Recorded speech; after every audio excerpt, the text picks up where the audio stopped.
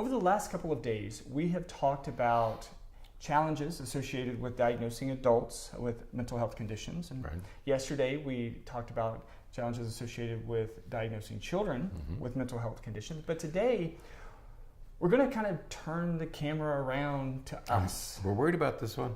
Yeah. I'm worried about because we're going to talk about the errors that we make as professionals. Right. The errors that professionals and factors associated with clinicians that contribute to misdiagnoses. Right. And this whole week has been devoted to misdiagnoses and the difficulties with making an accurate diagnosis. So a couple of issues, making the wrong diagnosis or missing a diagnosis altogether. Okay. And in fact, this is an important issue. And in September of 2015, a publication was put out by the American Academy of Medicine, Engineering, and Sciences entitled Misdiagnosis in Healthcare, Healthcare overall, including psychiatry. And in that publication, the authors say that we don't really know, and you and I have said that all week, we don't really know the rate of misdiagnoses, but what they said in this article is that there are enough misdiagnoses made that it is likely that you will have a significant misdiagnosis at some point. That every person will have a significant misdiagnosis at some time in their life. Okay, which is scary because it always comes at the wrong time, of course. But we said the other day in one of our earlier podcasts that we don't have accurate data, and previously in the old days, the good old days that people always talk about, you could put in a medical record what the cause of death was, and you could say natural causes, and nobody would question that. Well, today people are beginning to question those things, and so we don't really have accurate data on how many misdiagnoses there are. But we're going to talk today about the mistakes that we make as clinicians that contribute to misdiagnosis. Right. And we want to kind of first off mention that we're not talking about malpractice. No. Malpractice is someone who is untrained, who is, making, I would just say, egregious errors, fundamental errors. Right. It makes me think of a couple of years ago, maybe even longer, maybe 10 years ago or so, when that whole thing came out that a patient went in for surgery because a part of one leg had to be amputated or something, and they amputated the wrong leg. That's not what we're talking about here, because that's a very different. I had to have knee surgery a few years ago, and man, they've had me draw with ink, marker, my pens and arrows, and which leg to operate on, and they must have asked me 10 times who I was and why I was there and what leg. And that was after. And right after that. And they'll write marker with a marker on it. This leg, not this leg. I put arrows down there, but it was right after that very, very sad episode. And there's so many dramatic cases where misdiagnoses. Now, surgery, of course, it's even, they're all of consequence. But I would sure hate to have the wrong leg amputated. You can't stitch it back on. You can't undo that. Right. So, we're not talking about that type of malpractice. Although medical errors are the major reason for medical malpractice suits. And they are responsible for 10% of all unexpected deaths. So it is of some significance. We just don't know exactly what the number is. But we know that it's occurring. We know that it's occurring far more often than it should. I knew a pharmacist one time who told me that pharmacy used to have a 0% error rate, that the pharmacist just knew that you just don't make a mistake because of the consequences. I have a feeling that there's some new adjustment that has been made to accept a certain percentage of error, that it's I don't know what the percentage would be, but they're not. But the companies are not holding their pharmacists to a 0% rejection rate or error rate. Purely, just purely the number of patients that you have. That's right. There's bound to be an error somewhere. We talked about that the other day, that there are, since medicine became a business, that the business part of medical clinics are dictating how many patients you have to see every hour. They've worked out the finances so that you have to see X number of patients per hour.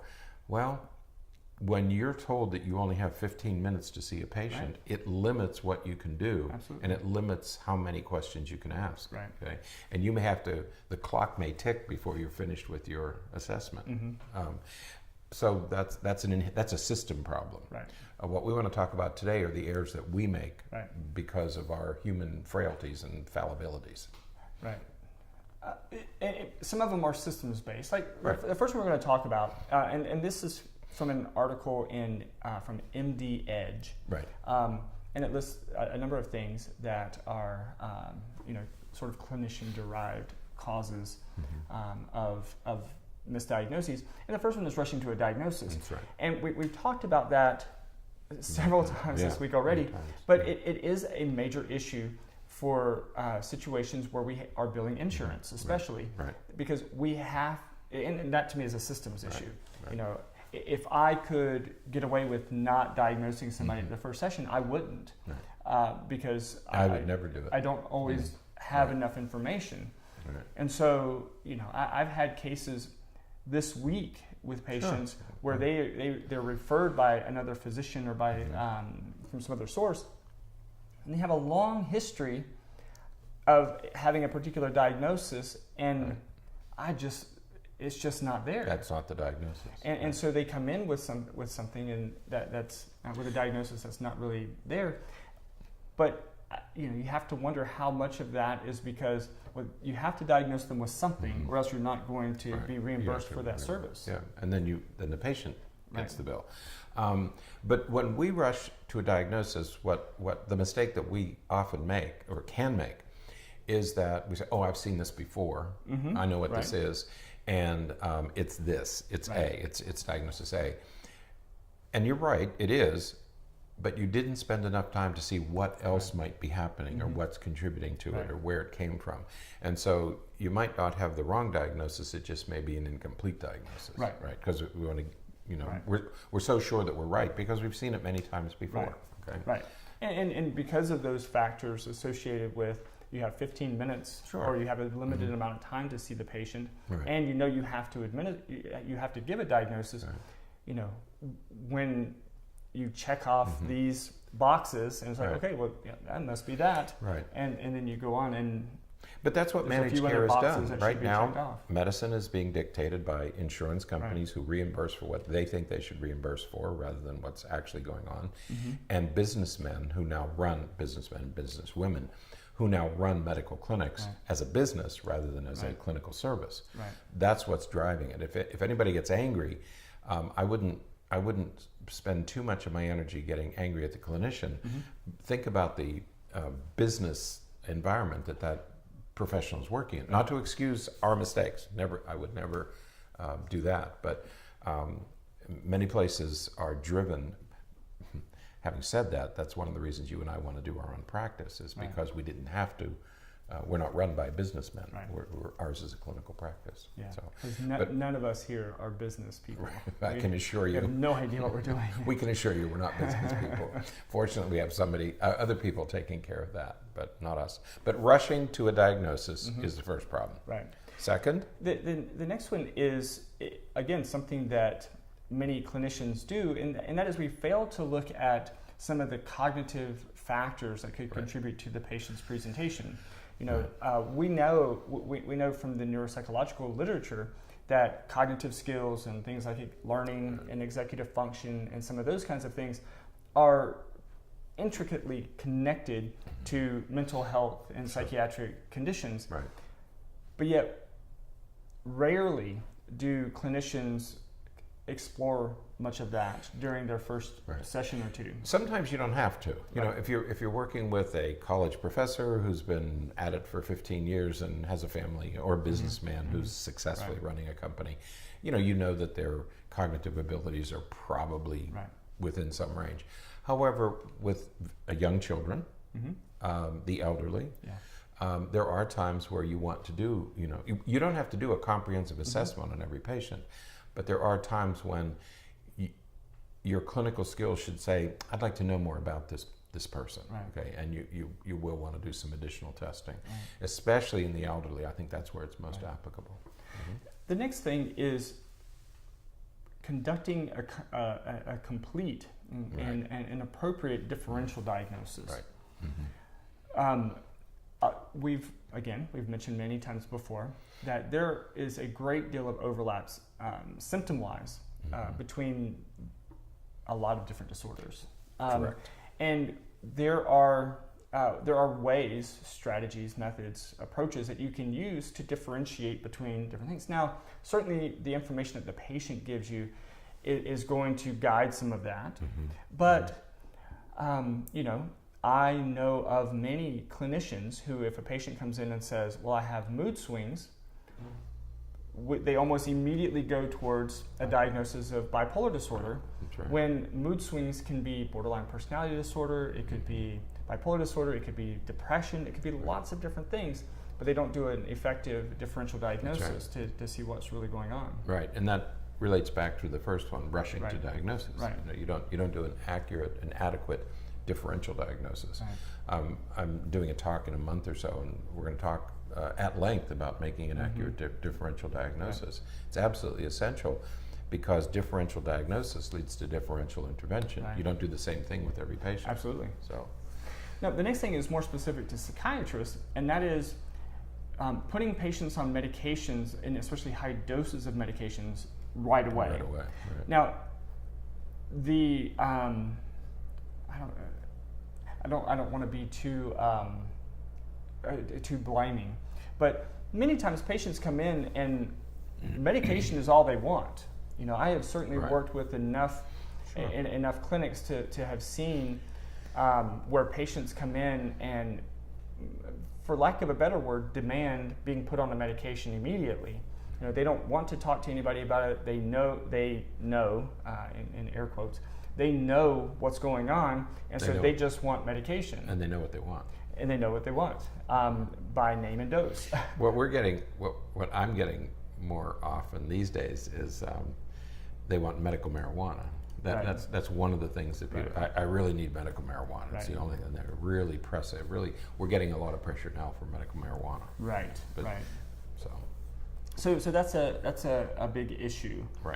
Is the overuse of psychiatric medications, and we have situations now too where even general practitioners are using psychotropic medications for managing patients. So you're seeing that, right? Oh yeah. I was thinking about EMTs, and because they have all these stories about drug addicts who, they feign an illness so that they can get drugs, prescription drugs, because they're abusing, and they have all kinds of stories about that.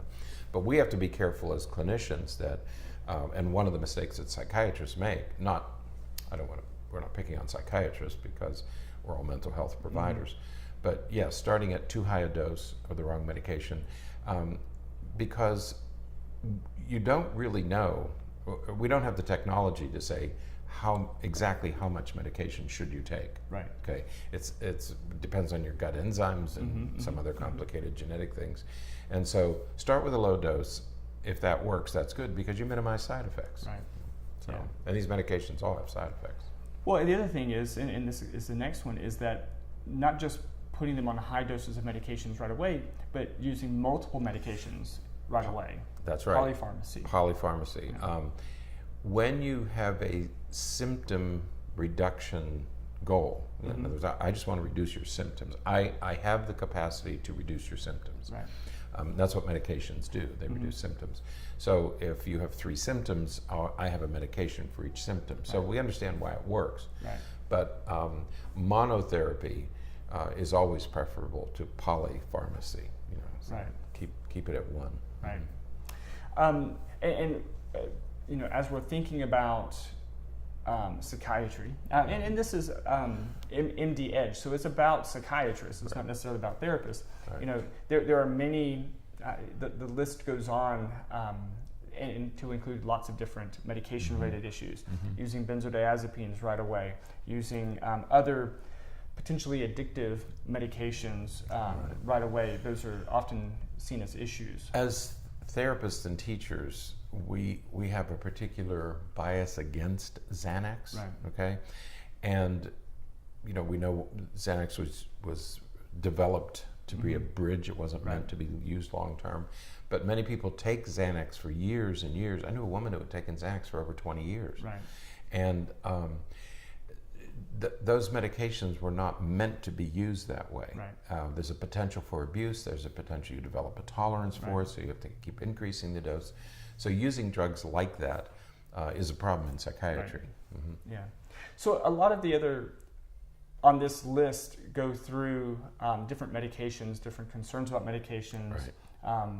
Increasing the dose too quickly, lowering the doses too quickly, using different types of medication. There's one that's very interesting that Yeah. I hadn't seen this word before. Selecting an obesogenic drug. And I thought, I think I know what obesogenic means, but of course, what it means is a drug where the side effect is rapid weight gain. Weight gain, right. This is especially true with the antipsychotics and some of the mood stabilizers. All those mood stabilizers carry the potential of a rapid, and when we say rapid, we mean 40 pounds in a month. Right. Okay, it's astonishing how quickly you gain weight. The problem is not just weight gain. It is if you're a teenager. I was going to say, especially if you're a girl, but it affects both boys and girls who are teenagers because body image is so important. It's not just the weight gain, it's that you create metabolic problems. I mean, you can actually create diabetes with some of these medications. Right, and in boys, some of those medications, for example, create a side effect referred to as gynecomastia, where boys will develop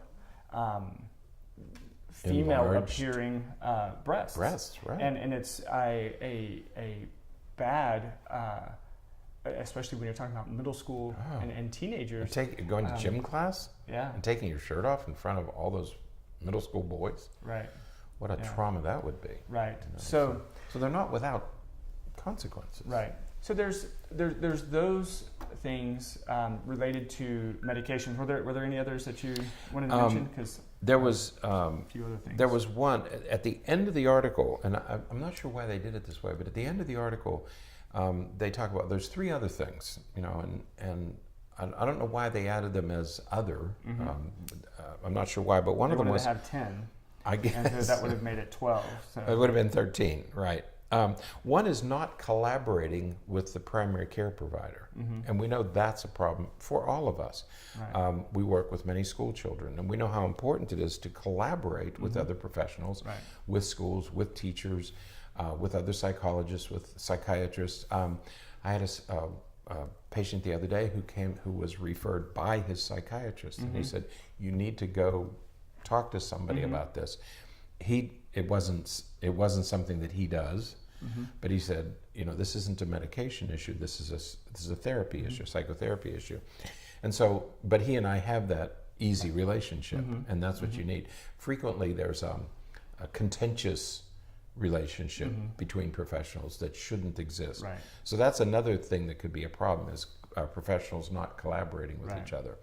A second is using. What would I call it? We can't do this, but not using personalized medication policies. And by personalized, we mean there is some emerging practice today that tries to personalize medications based on genetic makeup. You'll utilize this medication better than this medication. So there is some of that occurring, and psychiatrists are being encouraged to take advantage of that technology. But the third one that I think happens with all of us is lowering expectations. And I see this frequently with severe mental disorder, what we consider more severe mental disorders, and with the elderly. I've taken care of 3 of 4 elderly parents. And in every case, they lower the expectations. Well, you know, he's 85 years old. What do you expect? Well, I expect you to do the best work you can to maximize his existence. Okay, don't you know? People say, well, she's lived a long, happy life. You know, let's let her. So we have to be careful that we don't minimize expectations. Everybody deserves a quality of life, and just because it may look like a severe mental health issue, but with the right intervention, proper family support, everybody's life can get better. So don't minimize. So we want to avoid that error of minimizing expectations. Right. The last couple things that we'll mention before the podcast gets too long are some other things that are especially salient for therapists and psychologists and counselors, and that is oftentimes individuals who are doing therapy or working with a group of patients for particular reasons, they come from a particular school of thought, a particular perspective. When they come from that theoretical perspective, they tend to see everyone and attempt to even treat everyone from that particular theoretical model. And that narrows their ability to sort of comprehensively evaluate the patient. And so things may, if you're coming from a behavioral perspective, for example, you're going to see all of these behaviors as, all these symptoms as behaviors.